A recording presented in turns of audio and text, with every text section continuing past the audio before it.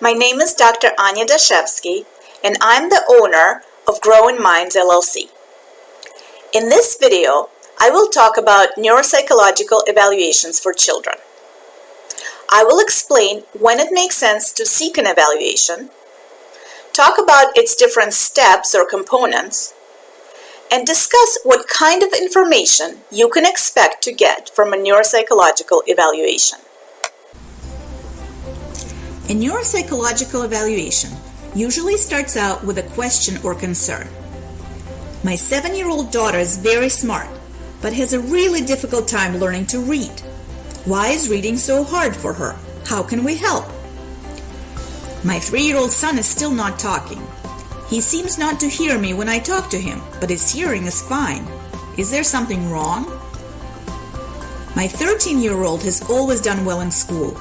Now she says she hates school and refuses to go. Getting her out of bed and onto the school bus is a daily struggle. What's going on? Thus, when a child is experiencing a problem in learning, development, or behavior, and we need to find out why the child is having difficulty, a neuropsychological evaluation can be tremendously helpful. Once we know the reason for the child's difficulty, we can figure out how to address the problem in the most effective way. A neuropsychological evaluation consists of several steps or components. As the first step, I meet with parents, and sometimes with parents and the child, to talk about the concerns and to find out what questions they would like the evaluation to answer. Based on this information, I put together a battery of tests that I will administer in order to answer these questions. For example, if parents are concerned that their child frequently daydreams in the classroom, does not remember directions that they give him, and the child himself says he has trouble focusing on homework, I will need to administer tests that evaluate the child's memory and attention, among other things. Once I have a plan for what kinds of tests I will be using, I usually start out by administering some kind of cognitive testing. I talked about cognitive testing at length in my previous video series.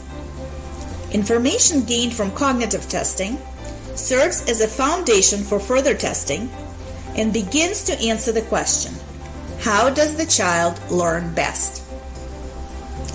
Next, if the child has trouble in an area of academics, such as reading, writing, or math, the next step is to administer academic testing.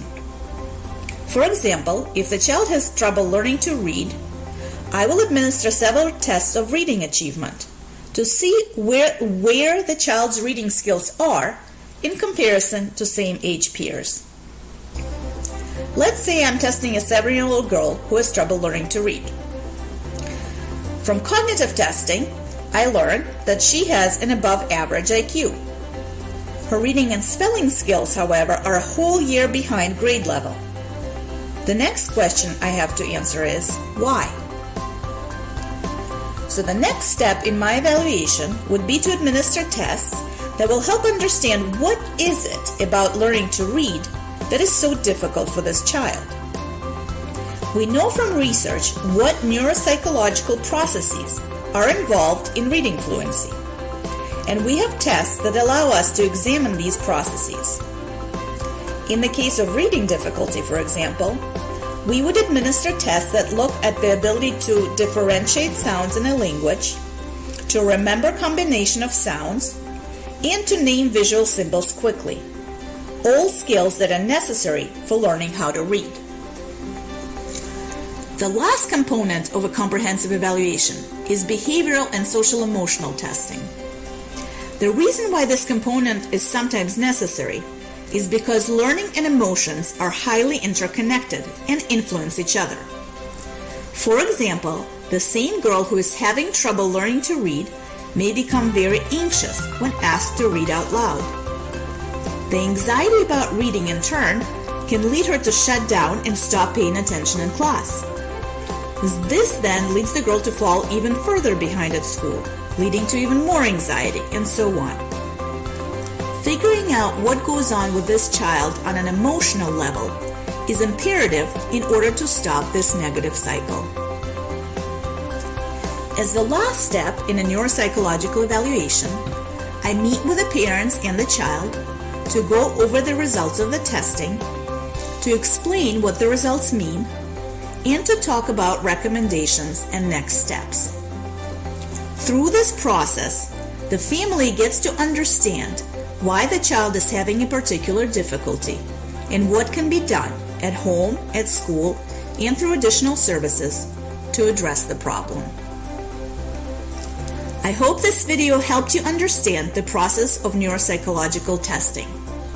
Stay tuned for more conversations on topics in psychology, child development, and education.